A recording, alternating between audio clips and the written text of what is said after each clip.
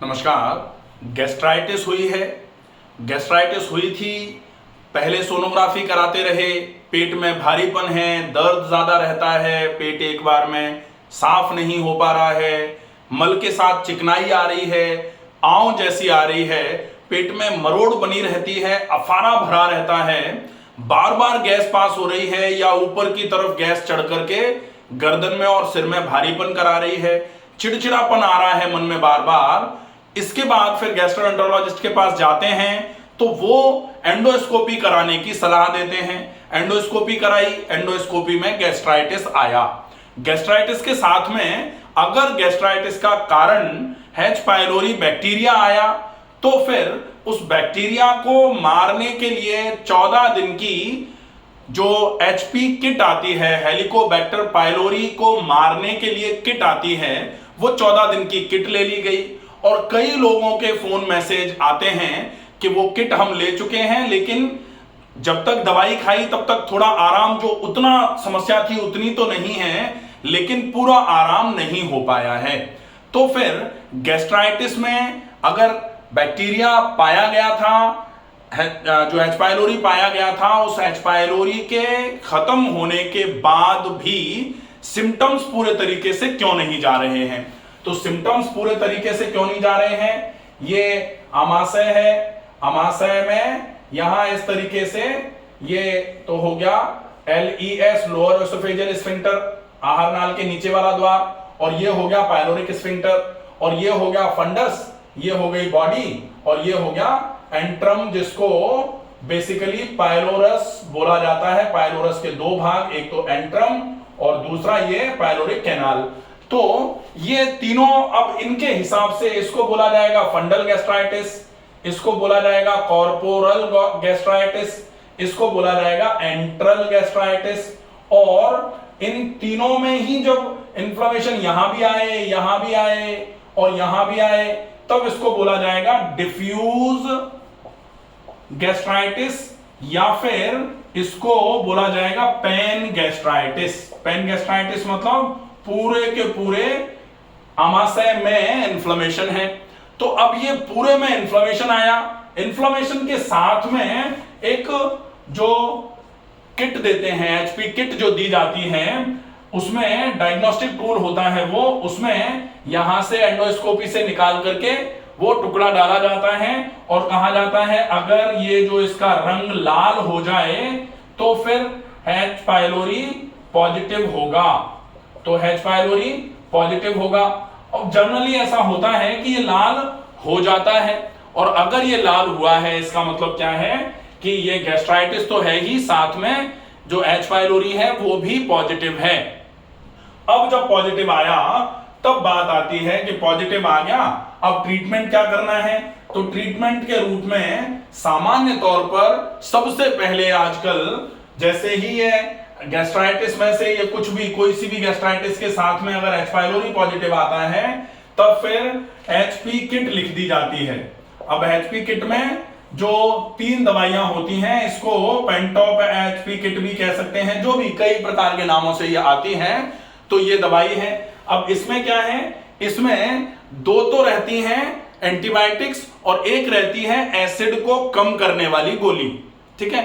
तो अब ये सामान्य तौर पर आपको 14 दिन के लिए दी जा रही है। 14 दिन तक जब आपने ये दवाई खाई, तो इस दवाई को खाने के बाद जो यहां पर कहीं बैक्टीरिया जो था, जिसको हेलिकोबैक्टर पाइलोरी बैक्टीरिया बोला जा रहा था, वो बैक्टीरिया तो इस दवाई, जैसे ही आपने ये दवाई खाई, तो इस दवाई के खाने की वजह से, क्योंकि इसमें जो एंटीबायोटिक है वो इसी बैक्टीरिया को मारने के लिए तो है, तो ये बैक्टीरिया तो मर गया। अब 14 दिन तक ये दवाई खाई, दवाई खाने के बाद बैक्टीरिया मर गया। अब जैसे ही बैक्टीरिया मरा, तो फिर बैक्टीरिया जब यहां रहा था कुछ दिनों, उसने क्या किया था? उसने ऐसे करके कई सारे इरोजन्स किए थे। बैक्टीरिया जब रहता है तो वो बैक्टीरिया के जो फ्लैजिलास जो रहते हैं, वो बैक्टीरिया इस तरीके का होता है ऐसा, और इसमें ऐसे करके फ्लैजिलास रहते हैं। तो ये जो फ्लैजिलास हैं, ये फ्लैजिला उस जो दीवार है आमाशय के अंदर की, उसको कुरेदने का काम करते हैं। अब ये बैक्टीरिया तो मर गया, लेकिन कुरेदे हुई जगह जो है वो तो कुरेदी पड़ी हुई है अभी। अब वो कुरेदी हुई जो पड़ी हुई है, बैक्टीरिया के मरने के बाद भी उस जगह पर जब भी आप कुछ भी ऐसा खाते हैं जो थोड़ा सा इरिटेंट है नेचर में, जो थोड़ा सा भी मिर्च मसाला खाया आपने, तो वो इस जगह पर लगता है और उसकी वजह से फिर आपको पेट में जलन, पेट में दर्द, भारीपन, खाना नहीं पचना, वो सारी चीजें बनी रहती हैं। अब ये जैसे बैक्टीरिया तो मर गया, बैक्टीरिया तो हो गया खत्म। अब बैक्टीरिया के खत्म होने के बाद अब आप क्या करते हो, दवाई लेना बिल्कुल कर देते हो बंद पूरे तरीके से। तो एंटीबायोटिक तो डेफिनेटली बंद करनी ही थी, जो इसमें किट में एंटीबायोटिक्स थी वो, क्योंकि अब बैक्टीरिया तो मर गया, लंबे समय तक तो ले नहीं सकते। लेकिन इसमें जो पीपीआई रहती है, उस पीपीआई को सामान्य तौर पर डॉक्टर्स ये कहते हैं कि कम से कम 30 दिन और संभव अगर हो जाए तो 60 दिन, 2 महीने तक ये पीपीआई कंटिन्यू करो। अब बैक्टीरिया मारने की दवाई आप बंद कर दें, लेकिन पीपीआई जो खाली पेट सवेरे खाने की गोली होती है वो आप ले लो। अब पीपीआई का मतलब क्या होता है, प्रोटॉन पंप इनहिबिटर। ये एसिड रिलीज को कम करने का काम करती है। ये आपके आमाशय में से एसिड को ज्यादा नहीं रिलीज करती है, करने देती है। अगर आमाशय से एसिड निकल करके यहां लगेगा नहीं ज्यादा, तो फिर जो इस बैक्टीरिया ने कुरेदे थे मेम्ब्रेन्स को, उन कुरेदी हुई जगहों पर एसिड नहीं लगेगा, तो फिर वो और ज्यादा खराब नहीं होंगी। इसलिए ये पीपीआई आप ले सकते हैं। लेकिन अगर बहुत लंबे समय तक इसी पीपीआई का उपयोग किया जाएगा, तो पीपीआई का काम क्या है, यहां एसिड रिलीज को कम करना। अब पता लगे ये लंबे समय तक एसिड को कम करने की दवाई लेते गए, अब आमाशय की आदत ही हो गई कि एसिड ज्यादा निकाल ही नहीं सकता, अब ये कम ही निकालेगा। तब फिर लो स्टमक एसिड के केसेस भी बन जाते हैं। Low stomach acid by doctor Ramakant Sharma आप देखेंगे तो उसमें एक उसका कारण मोर यूज ऑफ पीपीआईज भी बताया हुआ है। तो पीपीआईज का ज्यादा उपयोग नहीं कर सकते, लेकिन जितनी जरूरी है उतना तो कर ही सकते हैं। एक तो ये हो गया। और अगर मान लो आप दवाई नहीं खाना चाहते, तो जब बैक्टीरिया खत्म हो जाए, बैक्टीरिया को खत्म करने के बाद अगर आप सिम्टम्स में पूरा आराम चाहते हैं, तो आपको अपने आहार पर और आपको अपने व्यायाम या काम उस पर थोड़ा फॉलो अप करना पड़ेगा। थोड़ा तनाव जब ज्यादा लिया जाता है तो एसिड ज्यादा आता है, और जितना एसिड आएगा उतना ही इनको खराब करने का काम करेगा। तो तनाव से मुक्ति रहनी चाहिए, तनाव नहीं होना चाहिए, इसका विशेष ध्यान रखा जाए। तो आप ऐसी डाइट लें जो जल्दी पच जाता है खाना, ऐसा खाना जो आमाशय की दीवारों को इरिटेट ना करे, ज्यादा मात्रा में ना खाएं और ज्यादा लेट ना खाएं। ऐसा नहीं होना चाहिए कि खाना खाया और सो गए, तो खाना पेट में अगर भरा रहेगा तो वो इसको और ज्यादा खराब करने का काम करेगा। तो शाम का खाना जल्दी खा लिया।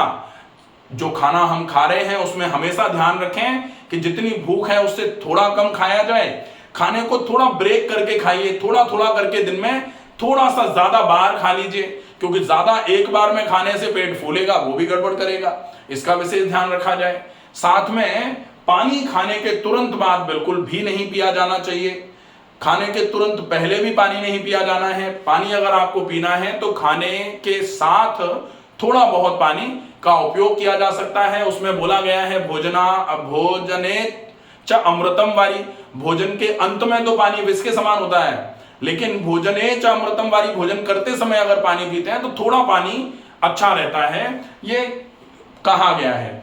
अब हम देखें कि इस जो एंट्रल गैस्ट्राइटिस है या कॉर्पोरल गैस्ट्राइटिस है या फंडल गैस्ट्राइटिस है या फिर पेन गैस्ट्राइटिस, जो भी गैस्ट्राइटिस हुई है जिस हिस्से में है स्टमक के इन्फ्लेमेशन, सूजन आमाशय में, उस सूजन को पूरा खत्म करने के लिए आपको डाइट में और एक्सरसाइजेज में तो फॉलो अप करना ही है।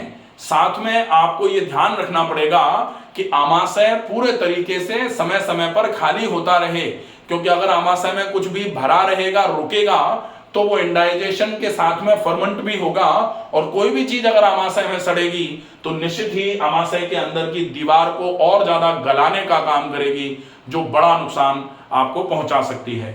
इसलिए आपको विशेष ध्यान रखना है, रेगुलर एक्सरसाइजेस, प्रॉपर डाइट, और साथ में आप अपने रूटीन का अच्छा ट्रीटमेंट जो नेचुरोपैथी का हो सकता है उसका फॉलो अप कर लें। नेचुरोपैथी के ट्रीटमेंट के रूप में जो आप घर में कर सकते हैं वो एक ट्रीटमेंट जैसे पेट पर ठंडे पानी का गीला कपड़ा, ये आप दिन में 2, 3, 4 बार कर सकते हैं। 10-10, 15-15 मिनट के लिए एक बार करना है। कोशिश करें खाने के तुरंत पहले कर लें, खाने के तुरंत बाद इसको नहीं किया जाएगा, क्योंकि खाने के तुरंत बाद अगर आप ठंडा कपड़ा रख देंगे पेट पर तो फिर पाचन की व्यवस्था बिगड़ना चालू हो जाएगी। पेट को ऊपर से ठंडा कर दिया हमने, अब खाना पड़ा हुआ था, खाना पचेगा नहीं तो वो दिक्कत करेगा। इसलिए खाली पेट पर ठंडा कपड़ा रखेंगे। पेट पर मिट्टी की पट्टी का उपयोग कर सकते हैं और ठंडा कटी स्नान का उपयोग भी इस समस्या के परमानेंट सोल्यूशन में आपके लिए बहुत ज्यादा मददगार साबित होगा। आशा है ये वीडियो आपको पसंद आएगा। ज्यादा से ज्यादा लोगों को इस वीडियो को शेयर करें, ताकि लोगों को ये जो सामान्य तौर पर लोग कहते हैं कि हमने एच पाइलोरी किट 3 बार खा ली, 4 बार खा ली, उसके बाद भी हमको आराम नहीं मिल रहा है, तो एच पाइलोरी किट खा ली तो एच पाइलोरी तो मर गया, लेकिन वो जो एच पाइलोरी ने यहाँ उपद्रव मचाए थे वो तो पड़े हुए हैं। अभी उनको ठीक करने में थोड़ा टाइम लगता है, और थोड़ा टाइम तसल्ली के साथ में रेगुलर अच्छे तरीके से फॉलोअप करते हुए अगर आप निकालेंगे तो इस समस्या को पूरे तरीके से खत्म किया जा सकता है। निश्चित ही ये समस्या जड़ से खत्म हो जाती है। इस वीडियो को ज्यादा से ज्यादा लोगों तक पहुंचाएं। स्वस्थ रहिए, सुरक्षित रहिए। धन्यवाद।